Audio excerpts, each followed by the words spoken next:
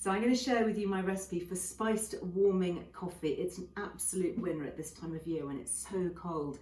If you go into any of the takeaway cafes, you will find them offering all kinds of weird, spicy chai, this and that, and froth the other. The thing is, they're usually loaded with sugar. Some of them have 50 grams of sugar per serving. This one is sugar-free. Obviously, you can add a little bit of sugar or honey to sweeten it to taste, but nothing like the commercial syrups. It's really warming and just nurturingly good at this time of year if you want a bit of a caffeine hit. So I'm going to start with a good quality coffee. The one that I'm using at the moment, I love New Ground. These are a sustainable British company. They have really good blends and they're a great social justice company because they actually work with ex-offenders.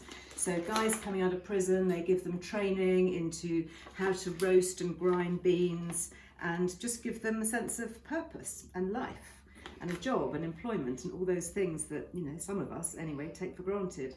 So I'm going to use their new blend. This is actually one that they've brought out for Christmas. It's called New Christmas Blend and it comes from Uganda and they give you little tasting notes with it. So this one says it tastes of cherry pie and dried fruit. That sounds quite good for what I'm making. And it's made up from 2 different coffees from the Zakura Bora Coffee Project in Uganda that helps the people around Mount Elgon in different ways. So helping local coffee farmers in developing countries, so really sustainable, and then of course having a social impact in the UK as well. And if you want to use these guys, newgroundcoffee.com, you get Liz Loves discount 20% off their coffees if you use Liz Loves, all in capitals, when you place your order. Anyway, start with a good quality coffee, whichever you're using, and put that on to brew with some boiling water. And then what you're going to do is you're going to make it in the cafetiere, so it's really simple, not too much washing up, very easy. So I've got my coffee brewing and then I'm going to add the spices to that. So I'm going to start with a cinnamon stick. So I've got a whole cinnamon stick. I might just break that in half actually just to make it easy to go into the cafetiere. And then I'm going to use, depends how many cardamom pods you want, between 2 to 4. I quite like cardamom in my coffee. It's a really traditional thing. So I'm going to use 4 cardamom pods. Then to make it festively spicy, I'm going to use some whole cloves. So I've got 3 whole cloves that are going into my mixture. I'm going to use a little bit of cinnamon, about half a teaspoon of cinnamon. But again, you can adjust it, you know, if you're a cinnamon fan.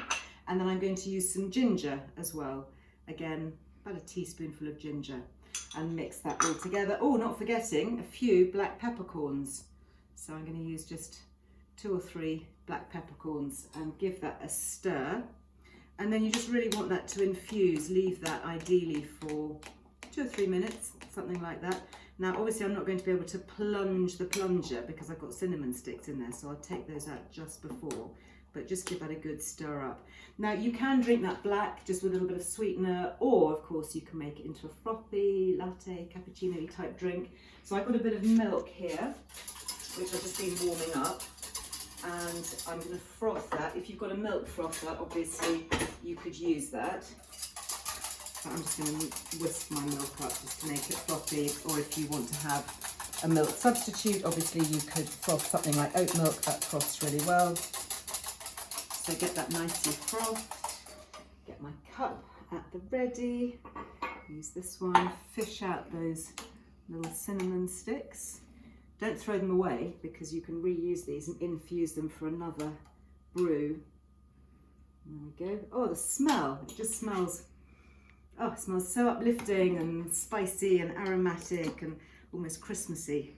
So I'm going to plunge that down. My spiced coffee blend. And I do like a frothy cup of coffee, so I am going to put froth on mine. So that would be up to you.